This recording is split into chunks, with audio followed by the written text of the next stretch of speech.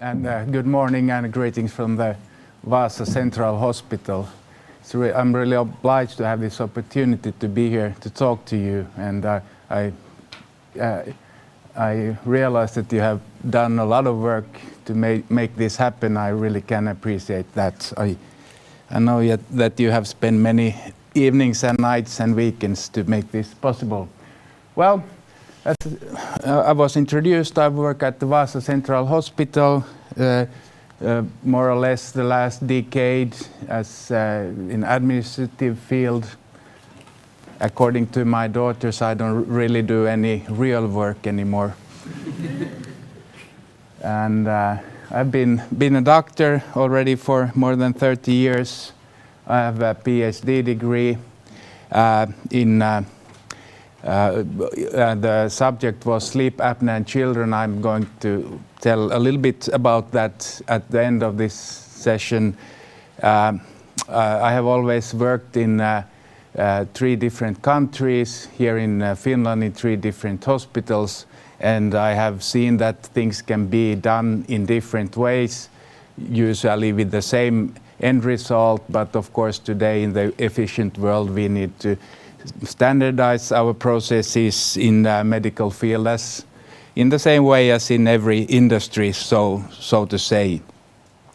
I've also or more or less a past in competition swimming. I've been a swimmer myself. I have been a leader. I have been coach. I have coached several Finnish champions, and that has been very giving because we have had very good relations with the swimmers. I have tried to educate them and bring forward, and with a good relation, I have also got good feedback that has helped me and grow. I have also grown through that. So I have many lessons learned, like when at the points of disappointments, how to handle them and how to go forward after a hard period of training.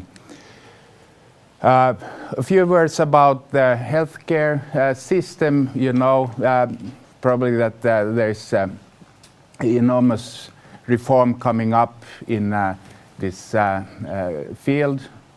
How it's going to look like, it's not really clear yet. We have some kind of picture. It has been very tough period now for the last 2 years, try to prepare some sort of system that you really don't know what's going to happen. So we have to change plans, and we have 500 people more or less here in this area engaged in planning this new sote, as it's called in Finnish.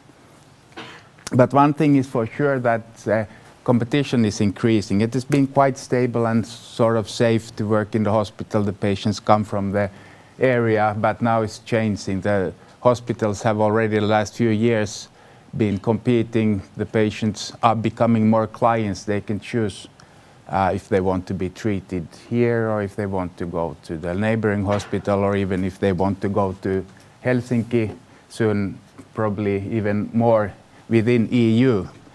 That's probably some years in the future, but still the competition is increasing. The hospitals, they're branding themselves, marketing, even using sort of distance outpatient clinics to catch patients to their hospitals. So this is a big change, which probably is just speeding up. So it's very important to have skill. People rely, this is good hospital, but equally important, it's not doesn't mean anything if you have the best results if you don't show them, and that's something we have to put a lot of emphasis on. You have to be good, but you have to show it in a solid way. And also in these days, people they want to have easy life. If you have if you have a disease that needs, for instance, several treatments, several visits, you have to have a good package, so it's very easy for the patient and very little hassle. This just shortly, this is the reason why we need a reform The Finnish health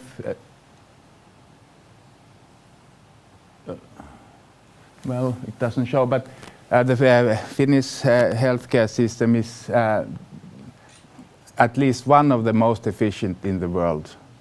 But still, people are getting older, there are coming new drugs, like we have children that have a genetic disorder which would be fatal or at least decrease their life expectancy radically. Now today they can be treated, but that treatment costs like $500,000 a year. And when you have several of those patients, we have gene technology, we have molecular or biological medicines coming up, and they all cost like tens of thousands, hundreds of thousands, and we are getting more every year, new drugs, new diseases that can be treated. So that's one reason. But of course that people are getting all the time older, and also lifestyle changes, overweight, all kind of abuse and so on. That's also very, very expensive part. So you see, the costs of the social and healthcare sector, they have skyrocketed compared to the gross national product, which is on the red. And also the IT solutions. We have like 400 different IT programs at the hospital, and I think that's quite average. And they very badly communicate or are integrated, and the costs are rising all the time. And this, we have been able to save at the last 3 years 5-6 million in personal costs at the hospital, which is a mid-sized Finnish central hospital, 2,400 employees, the third biggest in Vaasa. But then I'm not sure which. There's no pointer in. Yeah, now. When we save cost, you see this pink is the last year. You see these are drugs. When we decrease the personal costs, it doesn't help much when the drugs costs increase year by year. Also, you see the IT solutions increase, but the other costs are decreasing more or less. But these are problems, and now there are big ethical discussions going on in Finland that what diseases can we afford to treat, and if you get more cost benefit putting the money somewhere else. If you have a child that will live 3 years but get this $500,000 or $1 million drug, and is expected to live to 15 years with that. These kind of questions, they're coming more and more with all the new medicines that are invented. But we have to keep saving money at the hospital. The demand is increasing all the time, so we have to rethink, we have to lean. That's very common word to you, I understand. And when we lean, of course, we also try to reduce waste and try to think from the patient's point of view. We try to plan everything from the patient's point of view. We are not very good at that yet, but we are improving all the time. And as I said, make it easy and hassle-free for the patient as much as possible. That, of course, needs, we have been like working 20, 30 years in a certain way. All these changes that are coming faster and faster, they, of course, evoke a lot of resistance, but you have to discuss, put time, and also engage the patients in the process. It's not, you don't gain so much if you just take the patient and patient takes the passive role and thinks that now you do it, fix me. They have also to be engaged in their treatment, lifestyle changes, practice, weight reduction, and so on, abuse. And so many things that also the patient can do, therapy with physiotherapy and so on. even with better results that we could give. And it's also always a question of teamwork. You have to, various teams, various situations, you always have to have the whole team. You have to improve the whole team when you expect to get good results. Then to do the right things, you have probably followed in the newspapers that there are many problems that have been traditionally operated without any proof that this is any effectful. Like knee arthroscopy is typical example. If you have an arthrotic worn knee, it's been quite usual that you go in there and take a look and probably don't do any more, maybe clean up a little bit. But it's been proven in large studies that the result is exactly the same without if you don't do anything, you just put in or make a hole in the skin and the patient believes that he has been operated, then the result is same, the end result.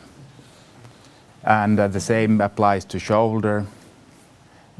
I think that the operated one or get the same result as the non-operated because they do the active training after operation. They are more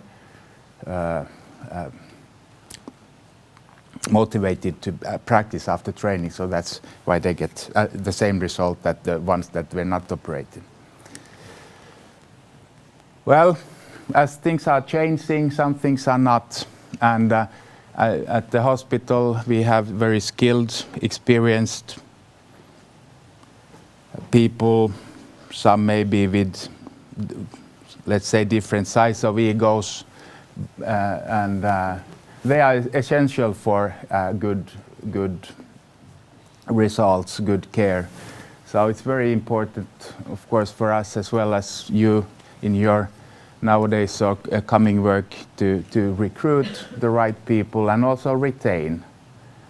It's not just that it's nice to be at work, you have to have the right kind of challenges. That applies especially to doctors, that they have to get their challenges.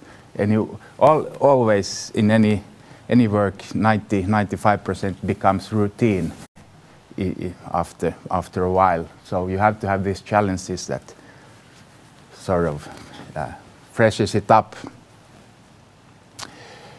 And to that includes, of course, education. It's the medical field is changing, new innovations are coming, new methods, technology, so fast that you have to be on the edge all the time. So it's a continuous education. At our hospital, it means that you get at least 10 days paid schooling every year. For the doctors, it's usually many times abroad schooling in high competency centers.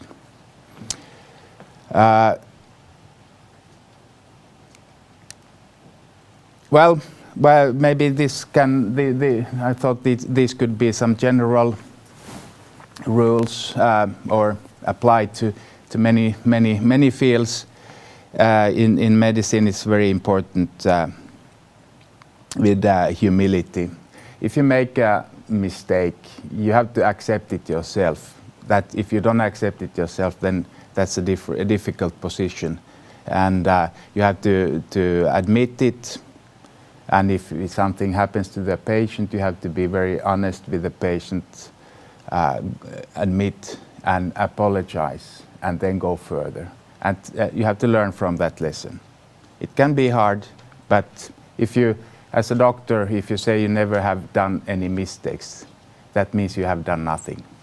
Everyone, that's human. But you have to know your limits, what to do, when to do, and so. And empathy is also very important in all life, but for the patient, if you have the best surgeon, makes the best results, and most of the things are going good, but one really rude contact can ruin the whole thing, and the patient leaves the hospital with bad memories, even if she or he is totally free of sickness.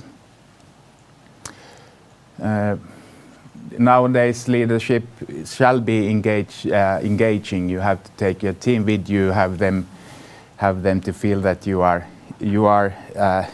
in the team, and also that applies to subordinates, that they have to be supportive. With good subordinates, it's also easy to be a leader. And then, as Apurva told about this knowledge, was it Adamson, that knowledge, what's knowledge based on? Of course it can be experience, empiric, but most, at least in medicine, it's based on science. And I hope, and I try to make wake your interest to go also in that field.